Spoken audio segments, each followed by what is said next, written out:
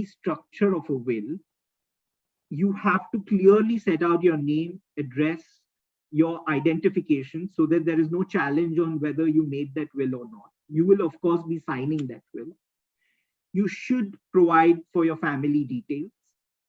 One of the points to be considered is, in case you have 3 children and you've decided to allow 2 of your children to have certain portions of your property and the third one not to have, which typically my advice would be that you should put reasons for not doing that, so that when the third child challenges your will, the answer to that is already provided in the will itself. So that's one suggestion. If you have to name the executors, they are the ones who are going to take all the steps to implement your will and the instructions. Some individuals have specific requirements of how they want their last rites to take place. They provide that either they have elaborate conditions to be complied with, or some of them say that it should be done in the most simplest form possible.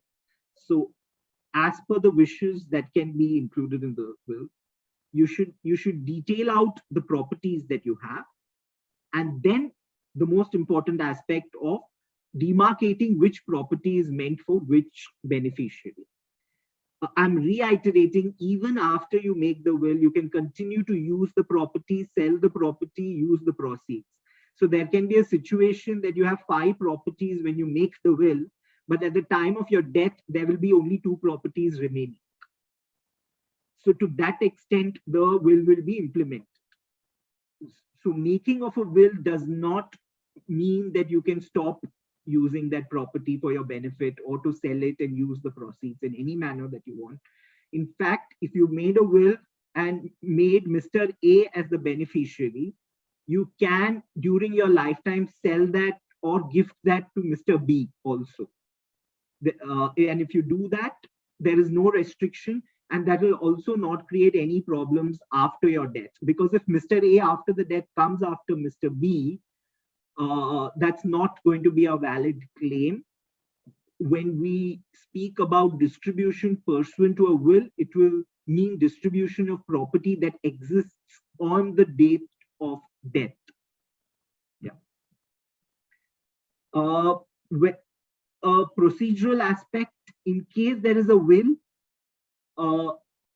and you have immovable property in Chennai, which is Chennai, Mumbai, or Calcutta region, because those were the presidential towns when the Britishers left.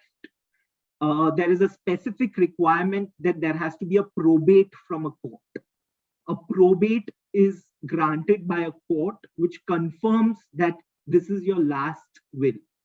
So while the executor can act on your will immediately after your death, for immovable properties in these jurisdictions, they will need a probate from a court, which can take about 6 months to 9 months time period. If you do not have a will, what is going to happen is your family members will have to go get a succession certificate. The succession certificate will actually set out who are the legal heirs. And while determining who are the legal heirs, the court goes back into which religion you belong to and what are the laws that are applicable to you and rules that are applicable to you. So typically, if you're a male Hindu passing away, your succession certificate is going to write the names of your children, your mother, and your wife. If any of your children have passed away before you or predeceased you, and if they themselves have, and if you have grandchildren from them, then the names of your grandchildren will be. उम्मीद है कि आपको यह video अच्छा लगा। हम बहुत regularly money matters, health और एंटरटेनमेंट पर सीनियर सिटीजन्स के लिए एक्सक्लूसिव वीडियोस रिलीज करते हैं।